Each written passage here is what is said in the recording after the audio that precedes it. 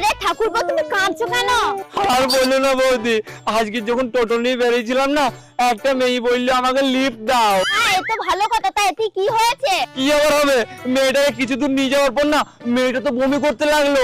মেয়েটাকে হাসপাতালে নিয়ে গেলাম, মেয়েটা না আবার প্রেগনেন্ট। হ্যাঁ এ কি বলছো? তারপর তারপর? তারপর আবার কি, ওই মেয়েটা এসে বলছে ওই বাচ্চার বাপ নাকি আমি। হ্যাঁ এ কি বলছো? তারপর তারপর কি হলো? তারপর আবার কি, আমার ডিএনএ যাঁচ হলো আর রিপোর্টে এলো ওই বাচ্চার বাপ নাকি আমি নই। যাক তাহলে তো তুমি বেঁচে গেলে। না গো বৌদি, রিপোর্টে এটাও এসছে আমি নাকি কোনদিন বাপই হতে পারবো না। হ্যাঁ এ কি বলছো ঠাকুরপো? হ্যাঁ গো, এখন আমার মাথায় শুধু একটাই টেনশন। আরে আবার কিসের টেনশন গো? আরে কিসের আবার, আমার যে আগে থেকে ঘরে দুটো বাচ্চা আছে, তাহলে ওই বাচ্চা দুটো কার?